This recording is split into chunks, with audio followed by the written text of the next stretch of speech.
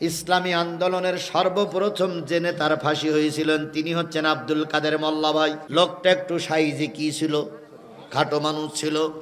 ফাঁসি যায় হয়ে গেছে 2 ঘন্টা, আর মাত্র ফাঁসির বাকি আছে কি 3 ঘন্টা বাকি আছে। জল্লাদ যে শোনালো, হুজুর আপনার ফাঁসি। উনি মিসকে হাসি দিয়ে বললেন কতটুকু সময় আছে? জল্লাদ বললেন 2 ঘন্টা 2.5 ঘন্টা সময় আছে। উনি চলে গেলেন গোসলখানায়, অনেকক্ষণ ধরে পেশাব পায়খানা সারলেন, উজু করলেন, নামাজে দাঁড়িয়ে গেলেন। নামাজ পড়তে পড়তে ঘন্টাখান সময় পার হয়ে গেছে। উনি জানতেন এটাই আমার জীবনের কি নামাজ, শেষ নামাজ। এবার ঘন্টাখান আগে জল্লাদ যে বলতেছে স্যার আর 1 ঘন্টা বাকি আছে। উনি এবার কোরআন তেলাওয়াতের জন্য বসলেন। 15 মিনিট আগে যেয়ে বলতেছে স্যার আর 15 মিনিট বাকি আছে। উনি আবার উজু করলেন, উজু করে সাদা পায়জামা সাদা পাঞ্জাবি পরে জেলখানার যে রুমে তিনি ছিলেন গেটের সামনে এসে দাঁড়াই আছে। জল্লাদ বলতেছে স্যার এত তাড়াতাড়ি আপনি সেজে গুজে আসলেন? আব্দুল কাদের মোল্লা ভাই বলতেছে ভাই রে, যত তাড়াতাড়ি পারো তোমরা ফাঁসির কাজটা সেরে দাও। আমি আমার অন্তর চক্ষু দিয়ে দেখতেছি নবী মোহাম্মদ জান্নাতের সিঁড়িতে দাঁড়ায় আছে। আমাকে ডেকে বলতেছে কাদের রে, দীর্ঘ 23টা বছর তুই তাহাজ্জুদ পড়ে পড়ে দোয়া করেছিস, আল্লাহ যেন তোর শহীদি মৃত্যু দেয়। আল্লাহ শহীদি মৃত্যু কবুল করেছে, তুমি তাড়াতাড়ি এসো, তোমার জন্য জান্নাতের ভিতরে নতুন একটা ঘর সাজানো হয়েছে। ফেরেশতারা ঘরটা পরিষ্কার করে চারিপাশে ঘুরতেছে, তোমার নামে গান গাচ্ছে। তাড়াতাড়ি তোমরা ফাঁসির কাজ শেষ করে দাও, আমি আমার নবীর সঙ্গে দেখা করতে চাই। ও আমার জাতি, এর নাম হলো ঈমানদার। ফাঁসির কাজটা নিয়ে যাওয়া হচ্ছে। আব্দুল কাদের মোল্লা ভাই সবার আগে, জল্লাদ ছিল ওই দিন 5 জন, সবাই পিছনে ছুটতেছে তো ছুটতেছে। 2 জন যেই পাশে যেয়ে বলতেছে স্যার এত জোরে দান কেন? আব্দুল কাদের মোল্লা ভাই বলতেছে তোমাদের নাকে কি একটা নতুন গন্ধ পাচ্ছ? একজন জল্লাদ বলল হ্যাঁ নতুন একটা সুগন্ধ পাচ্ছি। কয় ওটা অন্য কোনো সুগন্ধ নয়, আমি দেখতেছি ফেরেশতারা সব এই ফাঁসির কাষ্ঠের চারিপাশে দাঁড়ায় আছে, ওদের কারণে নতুন একটা গন্ধ এখানে অনুভূত হচ্ছে। ও আমার জাতি, যারা ঈমানদার হয় তারা হাসতে হাসতে ফাঁসির কাষ্ঠে ঝোলে কথা বলেন, ঠিক না বেঠিক? আর বেঈমান যারা হয় ফাঁসির কাষ্ঠে যাওয়ার আগে তালবাহানা করে। ইসলামী আন্দোলনের নেতা কর্মীরা ফাঁসির কাষ্ঠে হাসতে হাসতে যায়, পিছনের দিকে তাকানোর সময় থাকে না। ভারত সরকার টার্গেট নিল আব্দুল আজিজ দেহলভিকে আন্দামান নিকোবর দ্বীপপুঞ্জে রেখে আসতে হবে। সেখানে কোনো মিষ্টি পানি নাই, খাবার কোনো ব্যবস্থা নাই। বাঘ ভালুকের সঙ্গে মোকাবেলা করে যে কয়দিন বেঁচে থাকবে, বেঁচে না থাকতে পারলে সেখানেই কঙ্কাল পড়ে থাকবে। এভাবে করে সরকার বাহাদুর টার্গেট নিল আব্দুল আজিজ দেহলভি রহমাতুল্লাহ আলাইকে আন্দামান নিকোবর দ্বীপপুঞ্জে ফেলে রেখে আসবে। এবার মাইকিং হলো হুজুরকে নিকোবর দ্বীপপুঞ্জে নিয়ে যাওয়া হবে। হাজার হাজার মানুষ নির্ধারিত দিন রাস্তার 2 পাশে দাঁড়িয়ে আছে, হুজুরকে কিভাবে নিয়ে যায়। হুজুরকে যখন বাহির করলো বিশ্ব নন্দিত আলেমে দ্বীপ, যখন বাহির করলো বড় গরুর দড়ি দিয়ে তার কোমরে বেঁধেছে, হাতে কড়া পায়ে বেড়ি পরায়ে কোমরে দড়ি বেঁধে সোরের মতন টেনে টেনে নিয়ে যায়। কতদিন জানি খাওয়া হয় না, কতদিন জানি পোশাকটা পরিষ্কার করা হয় না, কতদিন জানি গোপদাড়ি চুল কাটা হয় না, কতদিন জানি নখগুলো কাটা হয় না। বুনা মানুষের মতন হয়ে গেছে। আব্দুল আজিজ ওই পুলিশের দড়ির সঙ্গে সঙ্গে আস্তে আস্তে করে যাচ্ছে। 1 পা উঠায় আবার দেরি করে, আবার আর 1 পা উঠায় আবার দেরি করে, লঞ্চে করে তারা নিয়ে যাবে। জেলখানাতে বাইর করেছে, 2 পাশে অগণিত জনগণ তাকাই তাকাই দেখতেছে, সবার চোখে পানি। প্রতিবাদ করতে পারছে না, প্রতিবাদ করলে তারও হুজুরির মতন অবস্থা হতে পারে। আব্দুল আজিজ দেহলভি রহমাতুল্লাহ আলাইহি ইমানের বলে বলিয়ান দড়ি দিয়ে টেনে নিয়ে যায়। হাজারো জনতা 2 পাশে, কিছুই বলতে পারে না, প্রতিবাদ করতে পারে না। হঠাৎ করে দেখা গেল হাজারো মানুষের কাতার ভেদ করে একটা নারী, বোরকা পরা নারী বেরিয়ে আসলেন। ওই নারীর সামনে দুইটা সন্তান, পিছনে আর একটা সন্তান, তিনটা সন্তানকে নবী রহমাতুল্লাহ আলাইহির সামনে দাঁড়ালেন। এতক্ষণ আব্দুল আজিজ কোনো দিক নজর করেননি, সোজা চলতেছিলেন। হঠাৎ করে মহিলাটার দিকে তাকায়ে একটু ছোট্ট করে বললেন, ও আমার জীবন সঙ্গিনী, কেমন আছো? তোমার জীবনটা জানি খুব কষ্টে চলে যাচ্ছে, তুমি আল্লাহর রাস্তায় আমাকে মাফ করে দাও। আমি আল্লাহর পরীক্ষায় পাশ করেছি, ইমানের পরীক্ষায় পাশ করেছি, রেজাল্ট আনার জন্য আন্দাবার নিকোবর দ্বীপপুঞ্জে যাচ্ছি। মেয়ে তিনটে ডাক দিয়ে বলে, আব্বু তুমি কি পরীক্ষা দিয়েছ তাই তোমার হাত বাঁধা? তুমি কি পরীক্ষা দিয়েছো যার কারণে তোমার কোমরে দড়ি? তুমি কি পরীক্ষা দিয়েছো যার কারণে তোমার পায়ে কড়া পরানো? আব্দুল আজিজ দেহলবি মেয়ে তিনটের মাথায় হাত দিয়ে বলতেছে, মারে আমি ইমানের পরীক্ষায় পাশ করেছি, আল্লাহ আমাকে জান্নাতের আহ্বান করতেছে, আল্লাহ আমাকে জান্নাতে ডাকতেছে, ফেরেশতা আমার জন্য দাঁড়িয়ে আছে জান্নাতের সিঁড়িতে, আমি তোদের কোনো হক আদায় করতে পারলাম না, আল্লাহ রাস্তায় তোমরা সবাই আমাকে মাফ করে দিও। মেয়ে তিনটে বলতেছে, আব্বু যাবার সময় আমাদের জন্য একটু নসিহত করে যান। আব্দুল আজিজ শান্ত ভাষায় বললেন, মারে ইমানের পরে টিকে থাকতে গেলে পরীক্ষা আসবে। সুবহানাল্লাহ বলেন। ইমানের পরে টিকে থাকতে গেলে কি আসবে? পরীক্ষা আসবে। এই পরীক্ষায় পিছনে পড়বি না রে মা। পরীক্ষা থেকে কোনোদিন ভালো ছাত্র, ভালো ছেলে মেয়ে কোনোদিন পিস্টান হয় না, তোরাও পিস্টান হবি না, পরীক্ষায় পাশ করবি, ভালো রেজাল্ট নিয়ে জান্নাতে যাওয়া যাবে। আমি পরীক্ষায় পাশ করেছি, আমার জান্নাতের সুসংবাদ এসে গেছে, আমি যাচ্ছি।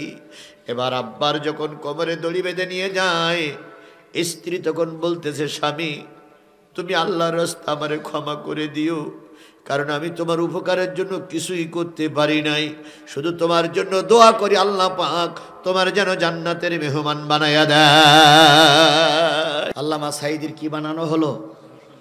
উনি নাকি 1 লক্ষ মা বোনের ইজ্জত নষ্ট করেছে। ওনার রায় যেদিন হলো তার আগে শুনানির দিনে ওনাকে কোর্টে দাঁড় করানো হলো। ওনাকে উকিল জেরা করতেছে, হুজুর আমাদের এই কেসের নথিতে লেখা আছে আপনি 60 বছরের বুড়িরে ধর্ষণ করেছেন। কেসের নথিতে লেখা আছে বিয়ে করে একজন হিন্দু ভদ্রলোক বউ নিয়ে বাড়ি যাচ্ছে, সেই হিন্দু ভদ্রলোককে আপনি গাছে বেঁধে রেখে সারা রাত ওই নববধূকে আপনি ধর্ষণ করেছেন। তারপরে কেসের নথিতে লেখা আছে আপনি 12 বছরের মেয়েকে ধর্ষণ করেছেন। হুজুর যখন ওই ধর্ষণ করতেছিলেন তখন আপনি ছিলেন যুবক, আর ওই বুড়ি মানুষটা ধর্ষণ করতে গেলে হুজুর কেমন লাগলো আপনার? আল্লামা সাঈদীর চোখ বেয়ে টপ টপ টপ টপ করে পানি পড়তেছিল। পরীক্ষা কারে বলে ভালো করে খোঁজো, ভালো করে বোঝো আল্লাহর বান্দারা। 2 চোখের পানি বেয়ে বেয়ে টপ টপ টপ টপ করে পানি পড়তেছিল। এরপরে ছোট বাচ্চাটার কথা যখন বলল তখন আল্লামা সাঈদীর চোখ বেয়ে বেয়ে পানি পড়তেছে। এরপর রায় লিখবে। আল্লামা সাঈদীর রায় পড়ে শোনানোর সময় বিচারপতিরা বললেন, আপনার কোনো অনুভূতি? উনি বললেন, হে বিচারক, এই বিচারের রায় কিন্তু শেষ রায় নয়, আরেকটা বিচার আছে কার আদালতে। জোরে বলেন, কার আদালত আরেকটা বিচার আছে। সেদিন এই বিচারপতি মানিক পাশের চেয়ারে বসে মিসকে মিসকে হাসতেছিল আর বলতেছিল, আল্লাহর বিচার যে না হয় হবে, এখন তো আপনারে ফাঁসিতে ঝুলাই। আল্লামা সাঈদী চোখের পানি ফেলে কার কাছে নালিশ করেছিলেন? আল্লাহ সেই নালিশ শুনেছে না শুনেনি? ও আমার জাতি, সেই নালিশ আল্লাহ শুনেছে না শুনেনি? আমি ইফতার করতেছিলাম, পুলিশ ভাইরা নিশ্চয় আপনারা শুনতেছেন, ইফতার করতেছিলাম। ইফতার চলাকালীন অবস্থায় চারিপাশ থেকে ঘিরে ধরলো। আমার একটা ছোট্ট মেয়ে ছিল তখন, মেয়েটার আমি এবার বিয়ে দিয়েছি। ওই মেয়েটা তখন স্কুলের ছাত্রী। ওই মেয়েটা নিয়ে আমি ইফতারি করতেছিলাম, আমার মা ছিল ঘরের ভিতর। হঠাৎ করে পুলিশ যখন এসে ধরলো, মেয়েটা যে পুলিশের পা জড়াই ধরলো, স্যার আমার আব্বুরি নিয়ে যাবেন না, আমার আব্বু সারা দিন রোজা। এই পুলিশ লীগ এত নিচে নেমেছিল, ফুটবল খেলে যেমন লাথি মারে ফুটবলে, আমি আমার সামনে দাঁড়িয়ে দেখলাম আমার মেয়েটা একটা লাথি দিল। মেয়েটা এখান থেকে ওই বাস পর্যন্ত যে ধাক্কা দিয়ে পড়ে গেল, মেয়েটার কপাল কেটে গেল। মেয়েটা যখন কাঁদতেছিল, আমার মা ছিল ঘরে, মা বলতেছে কি হয়েছে রে? তখন মেয়ে বলতেছে দাদি আব্বুরে পুলিশে নিয়ে যাচ্ছে। আমার মা ওই অবস্থায় এসে পুলিশে জড়াই ধরলো, বাবা আমার ছেলে কোনো রাজনৈতিক দলের বড় নেতা নয়, আমার ছেলে কোনো রাজনৈতিক কর্মকাণ্ডে জড়িত নয়, আমার ছেলেকে নিয়ে যেও না। আমার বুড়িমার গলা ধাক্কা দিয়ে একটা পাকা জায়গায় ঘা মারলো, বুড়ি মায়ের কপাল ফেটে গেল। আমার ভাইরা, মা যখন কাঁদতেছিল আমি তখন আর ব্যালেন্স ঠিক রাখতে পারিনি। আমি পুলিশকে বললাম অন্যায় করলে আমি করেছি, আমার মেয়ে আর আমার মা কিন্তু অন্যায় করিনি। তোমাকে যদি মনে চাই তুমি আমাকে নিয়ে গুলি করে মারো, কিন্তু তোমার কোনো অধিকার নেই আমার মেয়েকে ফুটবলের মতন লাথি মারার। তোমার কোনো অধিকার নেই আমার মায়ের কপালের রক্ত ঝরানোর। আমার মা আর মেয়ে সেদিনকে রাস্তায় দাঁড়িয়ে দোয়া করেছিল, মালিক এই জালেমদের তুমি পতন দাও। আমার বিশ্বাস সেদিন হয়তো আমার মায়ের দোয়া আল্লাহর দরবারে কবুল হয়েছে। এই জন্য আমি আপনাদেরকে বলি, এমন কোনো কাজ করা যাবে না যাতে করে মানুষ আপনাদেরকে অভিশাপ দেয়। ইন্নাল্লাযীনা ক্বালু রাব্বুনাল্লাহ, নিশ্চয়ই যারা বলে আমার রবের নাম আল্লাহ। বলুন তো আপনার আমার রব কে? স্পষ্ট করে বলুন আপনার আমার রব কে? সুম্মাস্তাকামু, শুধু রব বলে না, এই কথার পরে তারা ইস্তেকামাত থাকে, টিকে থাকে, তারা ওই কথার পরে অটুট থাকে। যতই বাধা বিঘ্ন আসুক না কেন বাতিলের কাছে তারা মাথা নত করে না। সুম্মাস্তাকামু তাতানাজ্জালু, ওই লোকটার কাছে ফেরেশতা, তাতানাজ্জালু আলাইহিমুল মালাইকা, ফেরেশতা নাজিল হয়ে বলে ও আমার আল্লাহর বান্দা, আল্লাহ তোমার জন্য সুখবর দিয়েছে, তোমার কোনো ভয় নাই, তোমার জন্য কোনো চিন্তা নাই, তুমি মৃত্যুবরণ করবা, সঙ্গে সঙ্গে আল্লাহর জান্নাত পেয়ে যাবা। এবার বলুন তো আল্লাহ আমার রব, এ কথা কি আমরা সবাই মেনে নিয়েছি? জোরে বলেন মেনে নিয়েছি। এই আল্লাহ আমার রব, এই কথাটা বলার পরে পরীক্ষা হবে না হবে না? জোরে বলেন পরীক্ষা হবে না হবে না? আপনি রব বলে মেনে নেওয়ার পরেই শয়তান বসে থাকবে না, জালেমেরা বসে থাকবে না, মুনাফিকরা বসে থাকবে না, তারা আপনার পিছনে লেগে যাবে। আরে আল্লাহকে রব বলে মানলি পরীক্ষা দেওয়া লাগবে না লাগবে না? কি দিয়ে আল্লাহ পরীক্ষা নেবে সে কথা কোরআন শরীফে আছে না নাই? আল্লাহ বলতেছেন ওয়ালা নাবলুওয়ান্নাকুম বিশাইইম মিনাল খাউফি ওয়াল জু। আল্লাহ বললেন অবশ্যই তোমাদের পরীক্ষা নেব ভয় দিয়ে। কি দিয়ে পরীক্ষা নেবে? আরো জোরে বলেন কি দিয়ে পরীক্ষা নেবে? কিসের ভয়? কিসের ভয়? আল্লাহর ভয় থাক আর না থাক, মানুষের ভয়টা বিগত 15 বছর আমাদের দিলে বেশি ছিল। কথা বলেন ঠিক না বে ঠিক? আমি আসার সময় দেখলাম ওখানে একটা পুলিশের গাড়ি দাঁড়াই আছে, এখনো আছে। পুলিশ ভাইরা হয়তো মঞ্চে থাকলেও থাকতে পারে। আজকের পুলিশ ভাইদের দেখলে মনে শান্তি লাগে, পুলিশ আসছে কোরআন শুনতে। আর এখান থেকে 2 বছর আগে পুলিশের গাড়ি দেখলে কমিটির লোক চিন্তা করত পুলিশ আইছে হুজুর ধরতে। মঞ্চে পুলিশ আসলেই মুরব্বী বাচ্চাটারে নিয়ে বাড়ি যেতে আর বলতে খোকা বাড়ি চল। হুজুর যে কায়দা ওয়াজ করতেছে, হুজুরও মরিয়েছে আমাদেরও মেরিয়েছে, ও সেই বাড়ি চল, মরে মরুক হুজুর মরুক। কথা বলেন কথা বলেন কথা বলেন। আমাদের দেশের কিছু মৌলবীরাও সরকারি লোক দেখলে আলোচনার প্রেক্ষাপট পাল্টে ফেলতো। আর সেই মৌলবীরা এখন মঞ্চে দাঁড়িয়ে এমন জোরালো কথা বলতেছে, দেখে শুনে মনে হয় ওই তৎকালীন দালাল মৌলবীগুলো হয়েছে রাজমিস্ত্রি, আর আমরা সব জোগাড়িয়ে। কথা কি বাড়াই বলতেছি না ঠিক বলতেছি? জোরে বলেন কথা বাড়াই বলতেছি না ঠিক বলতেছি? আল্লামা সাঈদীর পরে অনেক মৌলবীরা আনন্দ মিছিল করেছিল। আল্লামা নিজামী মরার পরে অনেক মৌলবীরা বৃষ্টি বিতরণ করেছিল। কথা বলেন, কথা বলেন, কথা বলেন। আল্লামা সাঈদী এবং নিজামীর পক্ষে যদি মৌলবীরা তৎকালীন দালালি না করতো, আল্লাহর কসম আল্লামা সাঈদী জেলখানায় মারা যেত না, যেত না, যেত না। আল্লামা সাঈদী মরার মূলেই একদল মৌলবীরা। সুতরাং পরীক্ষা না দিলে বোঝা যায় না ছাত্র ভালো না খারাপ। আচ্ছা বলুন তো, এই বছরের আগের বছর ছেলে মেয়েরা যারা ক্লাস 8 কি পাস? Auto pass. কেন অটো পাস হবে না? নেতারাও ছিল অটো পাস। যে দেশের নেতারা দিনের ভোট রাতে করে, সেই দেশের নেতারা কোনোদিন ছেলে মেয়ের পরীক্ষা নিতে পারে না। শিক্ষামন্ত্রীর কাছে এক লোক জিজ্ঞেস করছে যে অটো পাস করাচ্ছেন কেন? তো উনি বলতেছে আমি তো অটো পাস। বলেন সাবেক মন্ত্রীরা কি ভোটে পাস না অটো পাস? জোরে বলেন, ভোটে পাস না অটো পাস? অটো পাস করে সে ফুলের মালা গলায় দিয়ে মঞ্চে মাইক ধরে বলতো এত সুন্দর নির্বাচন বাংলাদেশের ইতিহাস আর কেউ কোনোদিন দেখিনি।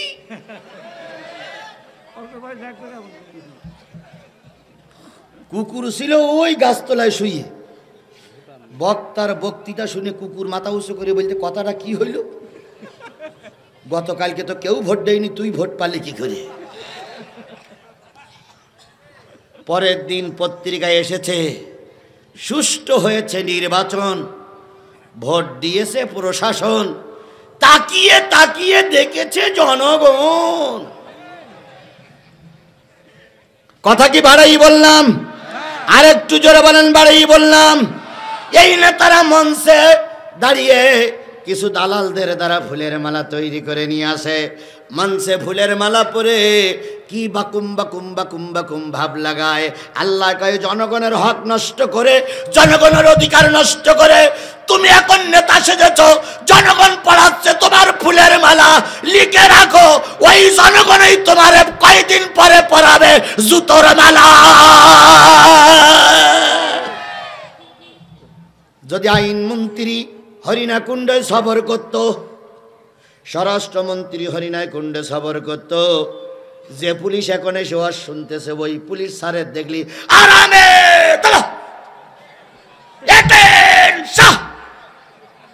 কি স্যালুট দিত না? স্যালুট দিত না? ওরে বাবার এত জোরে স্যালুট দিত, মাটি পর্যন্ত 1 বিঘে বসে যেত। কি স্যালুটের জোর! আবার গত সপ্তাহে দেখলাম যে পুলিশ নেতাদের স্যালুট দিত, সেই পুলিশ আবার নেতাদের কোমরে দড়ি বেঁধে টানতেছে, আয় আয় আয়। আল্লামা সাঈদী বলেছিলেন ফাজলামি বন্ধ করো, মানুষের পর অত্যাচার বন্ধ করো, নতুবা যে পুলিশ তোমার স্যালুট দিচ্ছে ওই পুলিশ তোমার কোমরে দড়ি বেঁধে টানবে। তাই হয়নি, তাই হয়নি, তাই হয়নি, তাই হয়নি। এখন আবার বলতেছে সীমানার পাশে আছি, চট করে ঢুকে পড়বো। তাই বলতেছে না? আসো আসো, জনগণ তেল মাখাই তোমার জন্য অপেক্ষা করতেছে। আর প্রায় ওরা বলতেন খেলা হবে, খেলা হবে। আমরা তো খেলা করার জন্য এখন রাস্তায় আছি, খেলা করার জন্য ময়দানে আছি। আসো খেলা হবে, আসো খেলা হবে। কোথায় তুমি? খেলার জন্য লোক তোমাকে ডাকতেছে। ভালো হয়ে যাও, ভালো হয়ে যাও মাসুদ তুমি, এ কথা কে বলবে আর? পালিয়ে গেছে কৌয়া কাদের, কেউ জানে না খবর তার। ভালো হয়ে যা। কথা ঠিক না বেঠিক? কথা ঠিক না বেঠিক? ভালো হয়ে যাও মাসুদ তুমি, এ কথা কে বলবে আর? পালিয়ে গেছে কৌয়া কাদের, কেউ জানে না। ফকরুল সাহেব আপনার বাসায় কাউয়া কাদের গেছেননি, ঠাকুর গায়ের বাসায় আপনি থাকতে তাঁরে দেশেননি। তার সাথে যে হিসাব বাকি, হায় হায়, তার সাথে যে হিসাব বাকি আছে কোটি জনতার, পানিয়ে গেছে কাউয়া কাদের কেউ জানে না। আহ আহ আহ আহ। অতীতের কথাগুলো এখন আমাদের সবার মনে পড়ে, কথা বলেন ঠিক না ঠিক?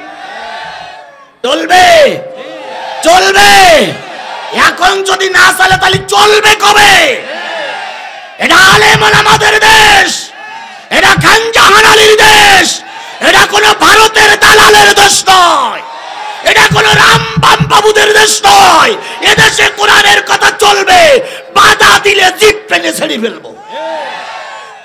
সুতরাং যে জিনিসটা বলতেছিলাম, ইমানের কথা বললে পরীক্ষা হবে না, হবে না? তাহলে পরীক্ষা নেবে আল্লাহ, প্রথম পরীক্ষা নেবে তোমার দিলে আমার ভয় আছে কিনা। ওয়ালা নাবলুয়ান্নাকুম বিশাইয়্যিম মিনাল খাউফ ওয়াল জু, তুমি ইমানের বলে বলিয়ান হয়েছ, আল্লাহর কাছে পরীক্ষা দিচ্ছ, তোমাকে না খেয়ে থাকতে হবে। ব্যাংকে টাকা আছে, ঘরে চাউল আছে, মাঠে ধান আছে, পুকুরি মাছ আছে, গোয়াল ভরা গরু আছে, তোমাকে খেতে দেওয়া হবে না, কারণ তুমি একজন কোরআনের সৈনিক। তাহলে ইমানদার হওয়ার পরে পরীক্ষা দেওয়া লাগবে না, লাগবে না? যুগে যুগে মানুষ পরীক্ষা দিয়েছে, তোমাকেও পরীক্ষা দেওয়া লাগবে। সবচেয়ে বড় পরীক্ষা দেওয়া লেগেছে নবীদের, কথা বলেন ঠিক নেবে ঠিক?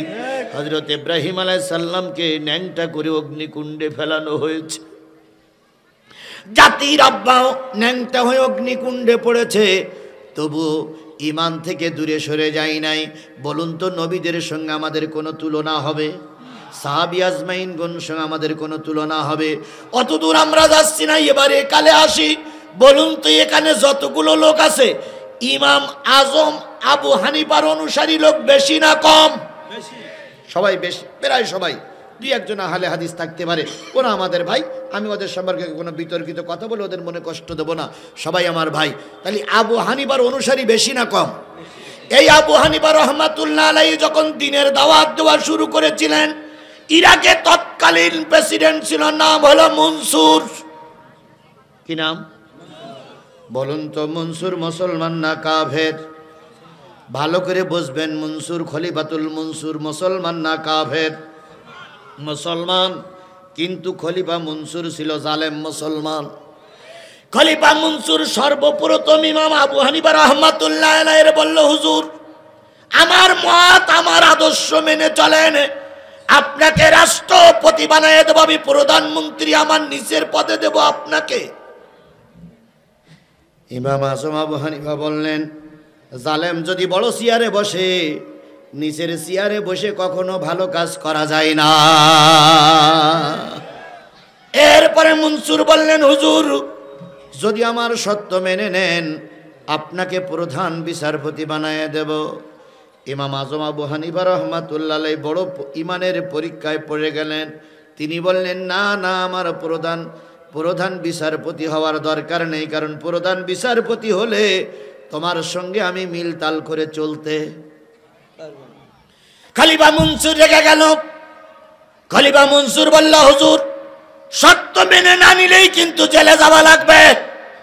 এরকম পরীক্ষা আল্লামা সাঈদীর দেওয়া লেগেছে। এই ফেরাউনির বাচ্চা করলে জনগণ মারে যেখানে পাঠিয়েছে, তোমারও সেখানে পাঠাবে।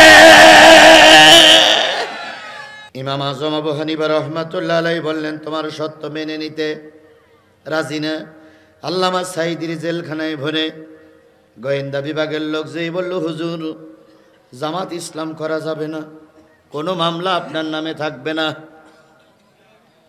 জামাত ইসলাম থেকে চলে আসেন, হ্যাডাম নেতার মতন বেরিয়ে আসেন, সরকার আপনারে বিরাট কিছু করে দেবে। কিছু হ্যাডাম নেতা নির্বাচনের আগে বেরিয়েছিল না ভাই, হ্যাডাম নেতা। এখন প্রায় সব হ্যাডাম নেতা গ্রেফতার। তো হ্যাডাম নেতা ছিল ঝালকাঠির একজন বিএনপির কি যেন শাহজাহান ওমর, উনি ছিলেন একজন হ্যাডাম নেতা। এরকম অনেক হ্যাডাম নেতা ছিল। আল্লামা সাঈদীর বলা হলে এই করা হবে সেই করা হবে। বড় হুজুর সবকিছু শোনার পরে বললেন, আমার কাছে এই প্রস্তাবটা দেওয়ার সাহস পেলে কি করে তোমরা? এর নাম হলো বাঘের বাচ্চা। এর নাম কের বাচ্চা?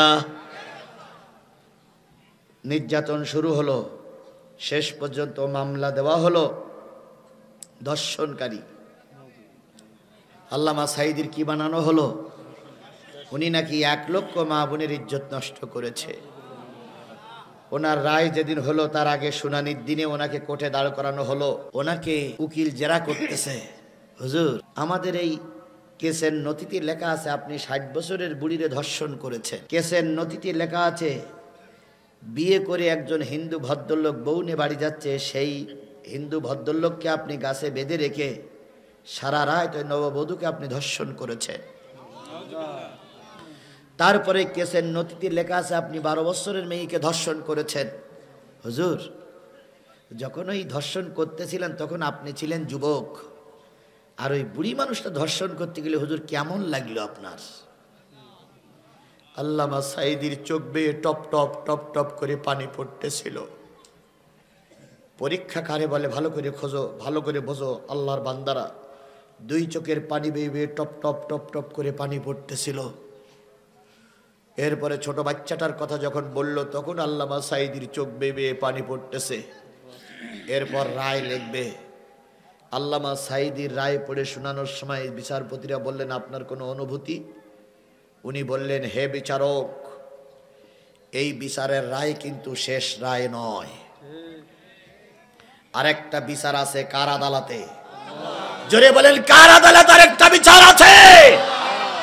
সেদিন এই বিচারপতি মানিক পাশের চেয়ারে বসে মিসকে মিসকে হাসতেছিল আর বলতেছিল, আল্লাহর বিচার যে না হয় হবে, এখন তো আপনারে ফাঁসিতে ঝুলাই। আল্লামা সাঈদী চোখের পানি ফেলে কার কাছে নালিশ করেছিলেন? আল্লাহ সেই নালিশ শুনেছে না শুনেনি? ও আমার জাতি, সেই নালিশ আল্লাহ শুনেছে না শুনেনি? সবাই যখন পালিয়ে যাচ্ছিল বিচারপতি মানিকও পালানো শুরু করলো। শেষ পর্যন্ত ধরা পড়ল সিলেটের এক সীমান্ত এলাকায় কিসের শুয়ে, কলার পাতায় শুয়েছিল। সেখান থেকে জনগণ ধরে নিয়ে আসে মাস শুরু করলো। এক পর্যায়ে লাথি মারবি নাই মারবি এমন জায়গায় লাথি মেরেছে, বিসিআরটা আউট। কি আউট? বিসিআরটা আউট। তো হাসপাতালে ভর্তি করার পরে ডাক্তারে যায় চিকিৎসা করে বেডশিট দিয়ে ঢেকে রেখেছে। সাংবাদিকরা যেয়ে বলতেছে, কি খবর? একটা বিসি নেই। কয় কি হইলো? কয় জনগণ এমন মাইর দিয়েছে, আউট হয়ে গেছে। তখন সাংবাদিকরা বলতেছে, ডাইন পাশেরটা না বাম পাশেরটা? তখন বিচারপতি কালামানিক রেগে মেগে বলতেছে, আমার জ্বালায় পথ পাচ্ছি না, তো ডাইন কি বাম তাই তো দেখা লেগেছে না। জাতি যাদের হাতের কলমে এক খোসায় বড় বড় আলেমদের জেল হয়েছে, একটা খোসায় বড় বড় আলেমরা ফাঁসিতে ঝুলেছে, জাতি তাদের বিসি আউট করে দিয়েছে। এর থেকে যদি শিক্ষা না নাও, ওদের যে অবস্থা হয়েছে তোমাদেরও সেই অবস্থা হবে। আবু হানিফা রাহমাতুল্লাহ আলাইহি জালেম মনসুরির কথা মেনে নিলেন না। আবু হানিফা রাহমাতুল্লাহ আলাইহি যখন মেনে নিলেন না, মনসুর তখন বললেন, হুজুরকে গ্রেফতার করো। হুজুরকে জেলখানার ভিতরে ঢুকানো হলো। জেলখানার ভিতরে গোয়েন্দা বিভাগের লোক যে বলতেছে, হুজুর রাষ্ট্রপতির আইনটা মেনে নেন। বাঘের বাচ্চার মতন ইমাম আজম আবু হানিফা রাহমাতুল্লাহ আলাইহি বললেন, শরীরে 1 ফোঁটা রক্ত থাকা অবস্থায় জালেমের কাছে মাথা নত করব না। আর একটু জোরে বলেন না আল্লাহু আকবার। এরপরে ইমামে আজম আবু হানিফা রাহমাতুল্লাহ আলাইহি জেলখানার ভিতরে জল্লাদ চলে গেল।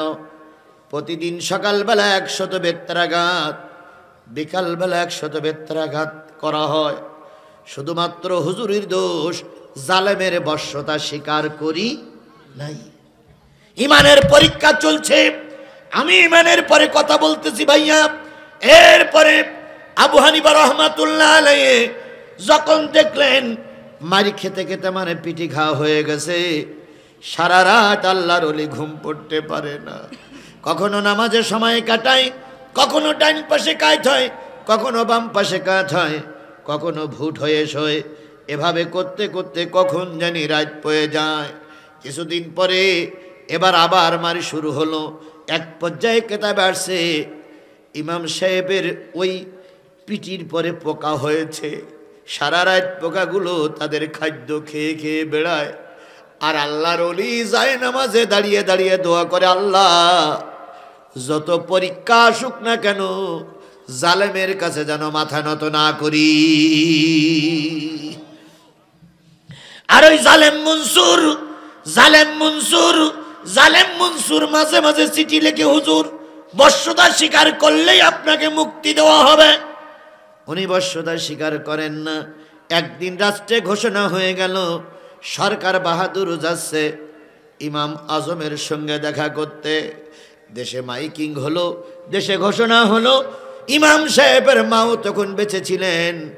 ইমাম সাহেবের মা এক পাশ দিয়ে জেলখানার জানালায় দিয়ে দাঁড়ালো, আমার ছেলে যেন জালেম শাসকের সামনে মাথা নত না করে। 90 বছরের বুড়ি মানুষটি জেলখানার জানালা ধরে দাঁড়ায় আছে।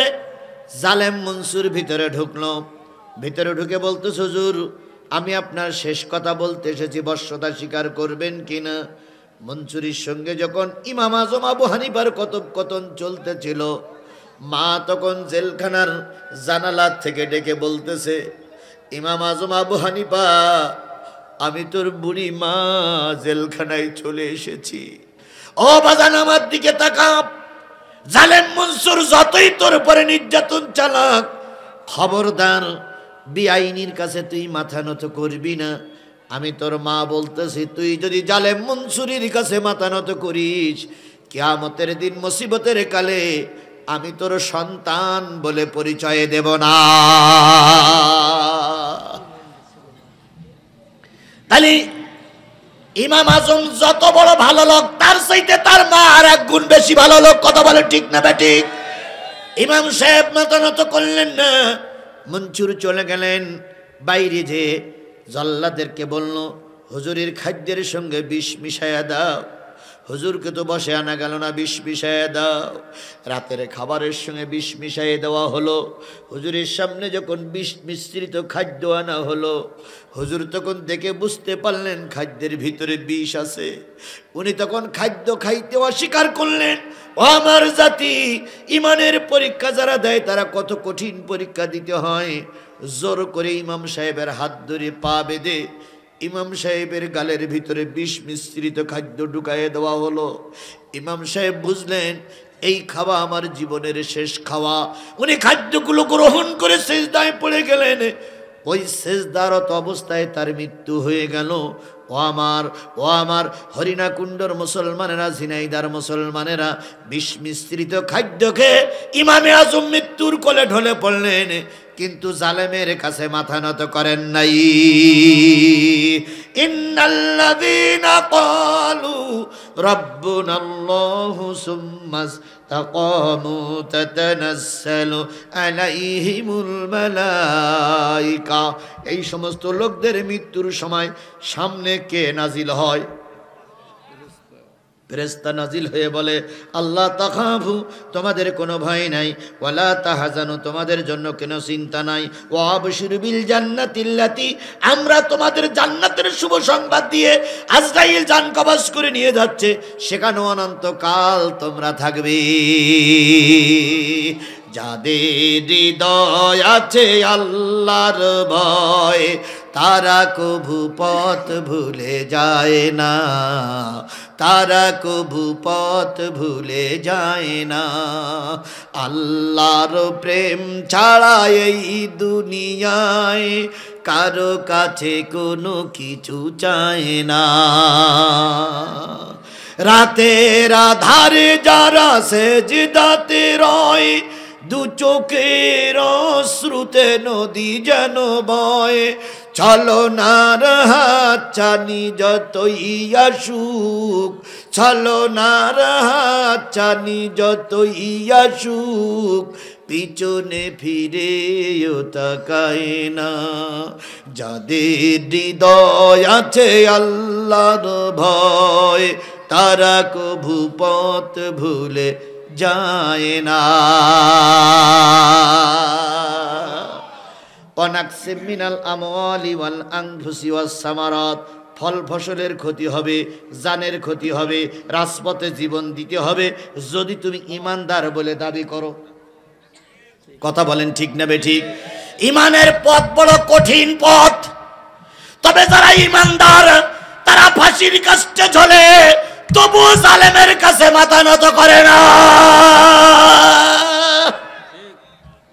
ইসলামী আন্দোলনের সর্বপ্রথম যে নেতার ফাঁসি হয়েছিলেন তিনি হচ্ছেন আব্দুল কাদের মোল্লা ভাই। লোকটা একটু সাইজে কি ছিল, খাটো মানুষ ছিল। ফাঁসি যায় হয়ে গেছে 2 ঘন্টা, আর মাত্র ফাঁসির বাকি আছে কি 3 ঘন্টা বাকি আছে। জল্লাদ যে শোনালো হুজুর আপনার ফাঁসি। উনি মিসকে হাসি দিয়ে বললেন কতটুকু সময় আছে? জল্লাদ বললেন 2 ঘন্টা 2.5 ঘন্টা সময় আছে। উনি চলে গেলেন গোসলখানায়, অনেকক্ষণ ধরে পেশাব পায়খানা সারলেন, উজু করলেন, নামাজে দাঁড়িয়ে গেলেন। নামাজ পড়তে পড়তে ঘন্টাখান সময় পার হয়ে গেছে। উনি জানতেন এটাই আমার জীবনের কি নামাজ, শেষ নামাজ। এবার ঘন্টাখান আগে জল্লাদ যে বলতেছে স্যার আর 1 ঘন্টা বাকি আছে। উনি এবার কোরআন তেলাওয়াতের জন্য বসলেন। 15 মিনিট আগে যেই বলতেছে স্যার আর 15 মিনিট বাকি আছে। উনি আবার উজু করলেন, উজু করে সাদা পায়জামা সাদা পাঞ্জাবি পরে জেলখানার যে রুমে তিনি ছিলেন গেটের সামনে এসে দাঁড়াই আছে। জল্লাদ বলতেছে স্যার এত তাড়াতাড়ি আপনি সেজে গুজে আসলেন? আব্দুল কাদের মোল্লা ভাই বলতেছে ভাই রে, যত তাড়াতাড়ি পারো তোমরা ফাঁসির কাজটা সেরে দাও। আমি আমার অন্তর চক্ষু দিয়ে দেখতেছি নবী মোহাম্মদ জান্নাতের সিঁড়িতে দাঁড়ায় আছে। আমাকে ডেকে বলতেছে কাদের রে, দীর্ঘ 23টা বছর তুই তাহাজ্জুদ পড়ে পড়ে দোয়া করেছিস আল্লাহ যেন তোর শহীদি মৃত্যু দেয়। আল্লাহ শহীদি মৃত্যু কবুল করেছে, তুমি তাড়াতাড়ি এসো, তোমার জন্য জান্নাতের ভিতরে নতুন একটা ঘর সাজানো হয়েছে। ফেরেশতারা ঘরটা পরিষ্কার করে চারিপাশে ঘুরতেছে, তোমার নামে গান গাচ্ছে। তাড়াতাড়ি তোমরা ফাঁসির কাজ শেষ করে দাও, আমি আমার নবীর সঙ্গে দেখা করতে চাই। ও আমার জাতি, এর নাম হলো ঈমানদার। ফাঁসির কাজটা নিয়ে যাওয়া হচ্ছে। আব্দুল কাদের মোল্লা ভাই সবার আগে, জল্লাদ ছিল ওই দিন 5 জন, সবাই পিছনে ছুটতেছে তো ছুটতেছে। 2 জন যে পাশে যেয়ে বলতেছে স্যার এত জোরে দান কেন? আব্দুল কাদের মোল্লা ভাই বলতেছে তোমাদের নাকে কি একটা নতুন গন্ধ পাচ্ছ? একজন জল্লাদ বলল হ্যাঁ নতুন একটা সুগন্ধ পাচ্ছি। কয় ওটা অন্য কোনো সুগন্ধ নয়, আমি দেখতেছি ফেরেশতারা সব এই ফাঁসির কাষ্ঠের চারিপাশে দাঁড়ায় আছে, ওদের কারণে নতুন একটা গন্ধ এখানে অনুভূত হচ্ছে। ও আমার জাতি, যারা ইমানদার হয় তারা হাসতে হাসতে ফাঁসির কাষ্ঠে ঝোলে। কথা বলেন ঠিক না বেঠিক? আর বেঈমান যারা হয় ফাঁসির কাষ্ঠে যাওয়ার আগে তালবাহানা করে। ইসলামী আন্দোলনের নেতা কর্মীরা ফাঁসির কাষ্ঠে হাসতে হাসতে যায়, পিছনের দিকে তাকানোর সময় থাকে না। ভারত আমাদের বন্ধু না শত্রু? এই মুসলমান কথা বলেন, ভারত আমাদের বন্ধু না শত্রু? স্পষ্ট করে বলি, ভারত আমাদের বন্ধু নয়, চিরশত্রু মুসলমানদের ভারত। ভারত তোমার অনেক কিছু থাকতে পারে, ভারত তোমার পারমাণবিক বোমা থাকতে পারে, ভারত তোমার পারমাণবিক অস্ত্র থাকতে পারে, ভারত তোমার মারণাস্ত্র থাকতে পারে, তোমার দেশ বড়, এরিয়া বড়, কিন্তু ভারত তুমি জেনে রেখো তার যা আছে তা তোমার নাই। তোমার অস্ত্র আছে কিন্তু আমার দেশের মানুষের দেল ভরা আছে ঈমান। কি আছে? কি আছে? কথা বলেন কি আছে? আমরা না খেয়ে থাকতে পারি, আমরা ছেলে মেয়েরে বস্ত্রহীন অবস্থায় রাখতে পারি, কিন্তু ভারতের কাকড়া খাওয়া জাতির কাছে আমরা মাথা নত করতে রাজি না। শপথ নিতে হবে। প্রয়োজনে ডক্টর মোহাম্মদ ইউনূসকে বলি তুমি ভাই একা না, তোমার সঙ্গে 18 কোটি মানুষ সত্যবাণী নিয়ে রাস্তায় নামো, আমরা সকলে মিলে তোমার পিছনে আছি, তোমাকে সাপোর্ট করব। তবুও জালেমদের কাছে মাথা নত করা যাবে না, যাবে না, যাবে না। আমার দেশের আভ্যন্তরীণ ব্যাপার নিয়ে ভারত তুমি নাক গালানের কেডা? তুমি যখন আমার মুসলমানদের গুলি করে মারো, তুমি যখন বাবরি মসজিদ ভাঙো, তুমি যখন উত্তর প্রদেশে মসজিদ ভাঙো, তখন আমরা কয়টা লোক প্রতিবাদ করে বলেছি মসজিদ ভাঙা যাবে না? আমরা বারবার সরকারকে বলেছি ওটা তাদের আভ্যন্তরীণ ব্যাপার। আমার দেশে একজন অন্যায়কারী লোক ধরা পড়তেছে, এটা এদেশের আভ্যন্তরীণ ব্যাপার, ভারতের কোনো অধিকার নাই এখানে কথা বলার। কথা বলেন, কথা বলেন, কথা বলেন। কোনো মিডিয়া ব্যক্তি যদি থাকেন দয়া করে মিডিয়া ব্যক্তিগুলো রিপোর্ট করবেন। আমরা ভারতের কাছে মাথা নত করতে রাজি নই। এইবার এই মুসলমানদেরকে শপথ দিতে হবে, আমরা কি ইমানের বলে টিকে থাকবো না ভারতের পাঁচাটা গোলাম হব? কথা বলেন, আমরা ইমানের বলে টিকে থাকতে চাই না ভারতের কাছে গোলাম হয়ে থাকতে চাই? কারা কারা ইমানের বলে বলিয়ান হয়ে টিকে থাকতে চান? দুই হাত উঁচু করে আল্লাহরে দেখায় দেন।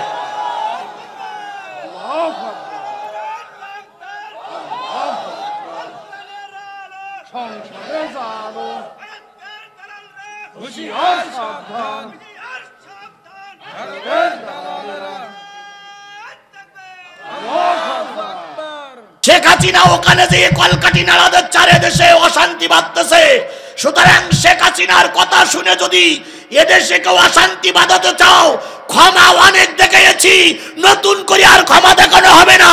যারাই অশান্তি বাঁধাতে যাবা ঠ্যাং গুঁড়ো করে পুলিশের হাতে তুলে দেওয়া হবে। আইন আমরা কেউ হাতে তুলে নেব না, কথা একমত? আইন আমরা কেউ হাতে তুলে কোনো হিন্দু ভাইয়ের উপরে অন্যায়ভাবে অত্যাচার করা হবে না। যারা প্রকৃত দোষী তাদের বিচার সেই মুসলমান হোক আর হিন্দু হোক, আমার দেশে হোক। কথা বলেন ঠিক না বেঠিক? আপনারা কি আমার সঙ্গে একমত? নিশ্চয়ই একমত হবে, কারণ এটা আমার স্বাধীন সার্বভৌম বাংলাদেশ। হিন্দু, মুসলিম, বৌদ্ধ, খ্রিস্টান, জৈন, পাদ্রী সবাই মিলে আমাদের দেশটারে আমরা গড়তে চাই। এখানে আমাদের ভিতরে কারোর কোনো শত্রুতা থাকার কথা। আমি বলতেছিলাম আল্লাহর পরে ঈমান আনার পরে পরীক্ষা হবে না, হবে না। এবার আসুন, আমার নাম আজিজুল, দ্বিতীয় বক্তার নাম কি? কই ছিল? চলে গেছে? কেরাম চলে গেল? আব্দুল আজিজ। আব্দুল আজিজ দেহলভি বলে একজন বিশ্ব শ্রেষ্ঠ মুজাদ্দিদ ছিলেন। নাম কি বললাম? আব্দুল আজিজ দেহলভি। ভারত যখন ইংরেজরা শাসন করত, আব্দুল আজিজ তখন একজন বড় আলেমের ভূমিকা পালন করে ওই ইংরেজ শাসকদের বিরুদ্ধে আব্দুল আজিজ রহমাতুল্লাহ আলাইহি তিনি বাঘের বাচ্চার মতন গর্জন দিয়েছে। সুবহানাল্লাহ বলেন। ইংরেজরা তৎকালীন শাসন আমলে এমন কোন বড় বড় গাছ ছিল না যেই গাছে বড় বড় আলেমদেরকে ফাঁসিতে ঝুলানো হয়নি। গত সরকারের আমলে এমন কোন থানা ছিল না যেই থানার আলেমেরা নির্যাতিত হয়নি। মামুনুল হককে ধরে নিয়ে আসলো, 3 দিন পরে মামুনুল হককে এত রিমান্ডে নিয়ে পিটালো যে মামুনুল হককে আসতে হইল হুইল চেয়ারে। আব্দুল আজিজের কথা বলছিলাম, আর 10টা মিনিট কথা বলবো, আমারে ফেলাই রেখে চলে যাবেন আপনারা? শেষ দোয়া করে যাবেন না ভাই? আমি একজন মুসাফির। বন্ধুরে, আমার নামে 20টা মামলা। সর্বশেষ যে মামলাটা হয়েছিল 103 নম্বর মামলা। আমি আজকে সংবাদ শুনলাম সেই মামলাটা আজকে কোর্টের থেকে খারিজ হয়ে গেছে। ওই মামলার আবার পাঠ হয়েছে আরেকটা। তাহলে এক মামলার বাসা বেড়ি হয়েছে 2টা। তা বাসাও শেষ, মাও শেষ, 2টা মামলা আজকে। তাহলে আর এখনো আছে 18টা। 18টার থেকে আবার হিসেব করতেছিলাম গাড়িতে বসে, 2 মামলায় হয়েছে 6টা। 2 মামলার আরো 2টো করে বাচ্চা হয়েছে। তাহলে ওর 3টার এই 3টে 6টা হয়েছে, মা আর সা দিয়ে। এখন এই মামলাটা আমার উকিল বলল যে সামনের মাসে এই মামলাটা খারিজ হতে পারে। তাহলে ওই মামলা যদি খারিজ হয় তাহলে আরও 6টা যাবে। আমি কথাটা এই জন্য বলছি, শেষের যে মামলাটা হলো আমার নামে, আমি ইফতার করতেছিলাম, পুলিশ ভাইরা নিশ্চয় আপনারা শুনতেছেন, ইফতার করতেছিলাম। ইফতার চলাকালীন অবস্থায় চারিপাশ থেকে ঘিরে ধরলো। আমার একটা ছোট্ট মেয়ে ছিল তখন, মেয়েটার আমি এবার বিয়ে দিয়েছি। ওই মেয়েটা তখন স্কুলের ছাত্রী। ওই মেয়েটা নিয়ে আমি ইফতারি করতেছিলাম, আমার মা ছিল ঘরের ভিতর। হঠাৎ করে পুলিশ যখন এসে ধরলো, মেয়েটা যে পুলিশের পা জড়াই ধরলো, স্যার আমার আব্বুরি নিয়ে যাবেন না, আমার আব্বু সারা দিন রোজা। এই পুলিশ লীগ এত নিচে নেমেছিল, ফুটবল খেলে যেমন লাথি মারে ফুটবলে, আমি আমার সামনে দাঁড়িয়ে দেখলাম আমার মেয়েটা একটা লাথি দিল। মেয়েটা এখান থেকে ওই বাস পর্যন্ত যে ধাক্কা দিয়ে পড়ে গেল, মেয়েটার কপাল কেটে গেল। মেয়েটা যখন কাঁদতেছিল, আমার মা ছিল ঘরে, মা বলতেছে কি হয়েছে রে? তখন মেয়ে বলতেছে দাদি আব্বুরে পুলিশে নিয়ে যাচ্ছে। আমার মা ওই অবস্থায় এসে পুলিশের জড়াই ধরলো, বাবা আমার ছেলে কোনো রাজনৈতিক দলের বড় নেতা নয়, আমার ছেলে কোনো রাজনৈতিক কর্মকাণ্ডে জড়িত নয়, আমার ছেলেকে নিয়ে যেও না। আমার বুড়িমার গলা ধাক্কা দিয়ে একটা পাকা জায়গায় ঘা মারলো, বুড়ি মায়ের কপাল ফেটে গেল। আমার ভাইরা, মা যখন কাঁদতেছিল, আমি তখন আর ব্যালেন্স ঠিক রাখতে পারিনি। আমি পুলিশকে বললাম অন্যায় করলে আমি করেছি, আমার মেয়ে আর আমার মা কিন্তু অন্যায় করিনি। তোমাকে যদি মনে চাই তুমি আমাকে নিয়ে গুলি করে মারো, কিন্তু তোমার কোনো অধিকার নেই আমার মেয়েকে ফুটবলের মতন লাথি মারাস। তোমার কোনো অধিকার নেই আমার মায়ের কপালের রক্ত ঝরানোর। আমার মা আর মেয়ে সেদিনকে রাস্তায় দাঁড়িয়ে দোয়া করেছিল, মালিক এই জালেমদের তুমি পতন দাও। আমার বিশ্বাস সেদিন হয়তো আমার মায়ের দোয়া আল্লাহর দরবারে কবুল হয়েছে। এই জন্য আমি আপনাদেরকে বলি, এমন কোনো কাজ করা যাবে না যাতে করে মানুষ আপনাদেরকে অভিশাপ দেয়। আব্দুল আজিজ দেহলভী রহমাতুল্লাহ আলাইহি বড় একজন আলেম। ইংরেজরা এমন কোনো গাছ ছিল না যেই গাছে আলেমদেরকে ঝুলাই ঝুলাই ফাঁসি দেয়নি। শেষ পর্যন্ত আব্দুল আজিজ দেহলভী রহমাতুল্লাহ এই স্বাধীনতার পক্ষে কাজ করার কারণে ইংরেজ সরকার তাকে গ্রেপ্তার করলো। ধরে নেন তিনিও সাইদির মতন একজন জনপ্রিয় ব্যক্তি ছিলেন।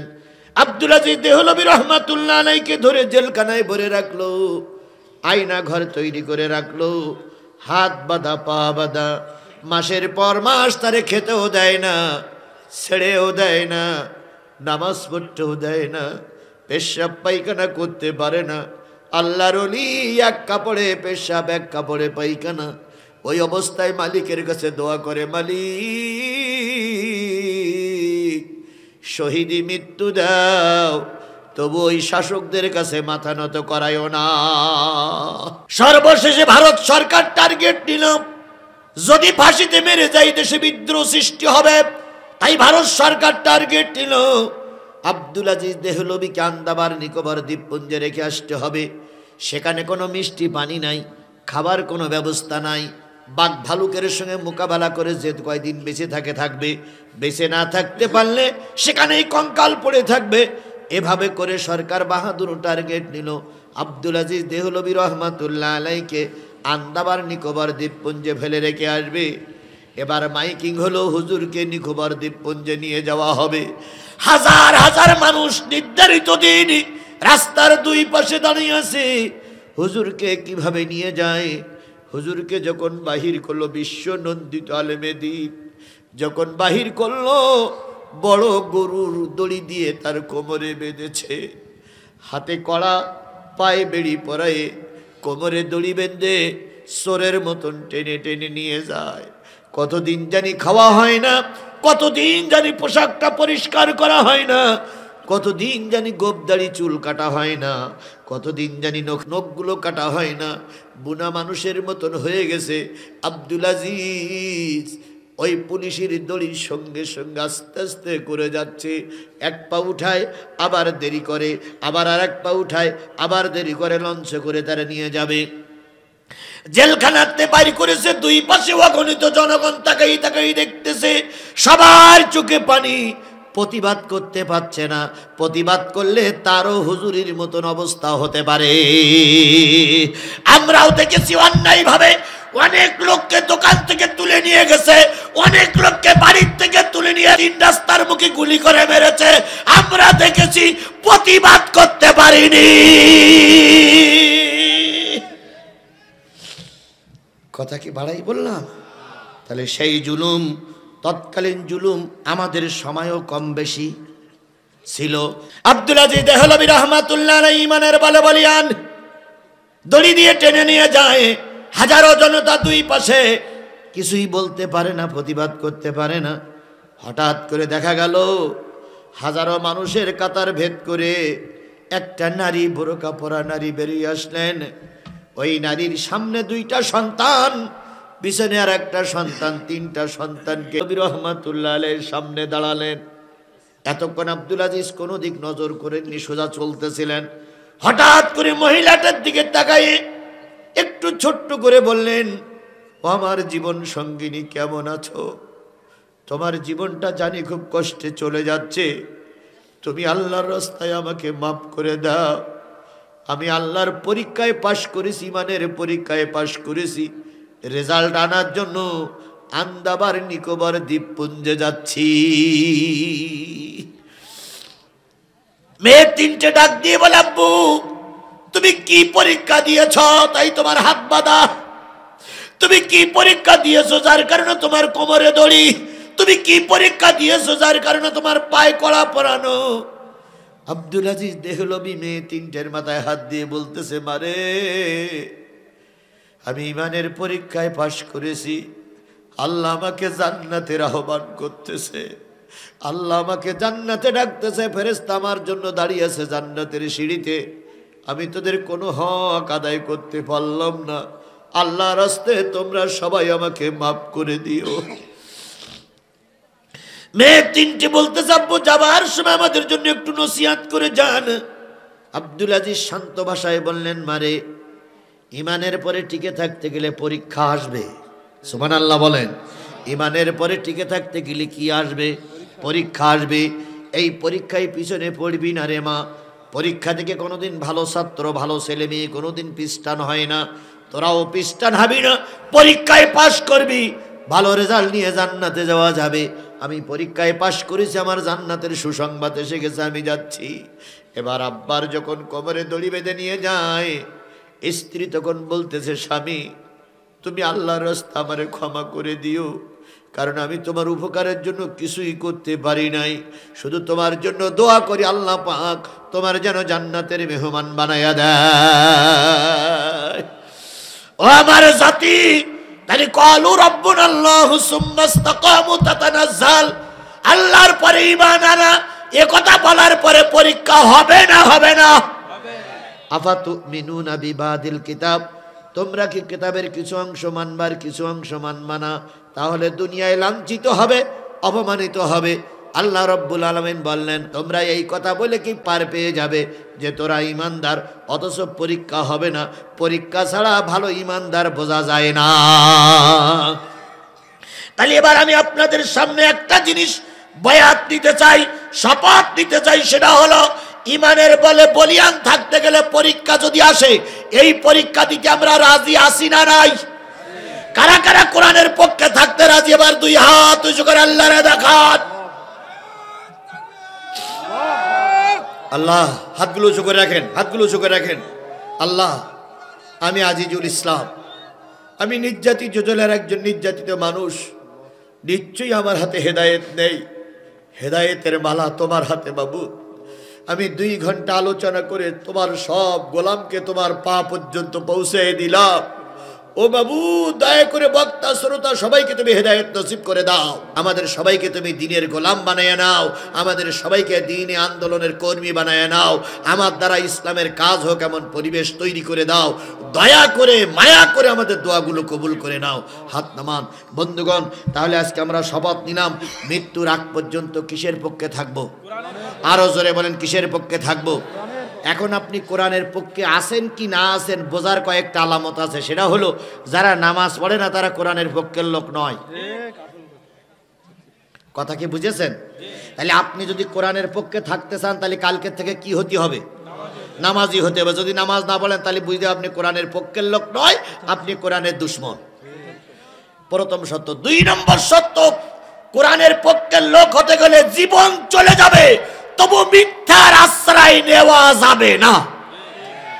2 নম্বর সত্য। নারী পুরুষদের সবার জন্য বলছি। 3 নম্বর সত্য, যদি আপনি কোরআনের পক্ষের লোক হন, আপনি দিন কায়েমের পক্ষে থাকবেন। কারণ আল্লাহ বলেছে তুমি যদি কোরআনের পক্ষের লোক হও তাহলে দিন কায়েমের পক্ষে থাকো। কুনু মা সাদিকিন। তারপরে ওয়ারকাউ ওয়াসজুদু ওয়াবুদু রাব্বাকুম।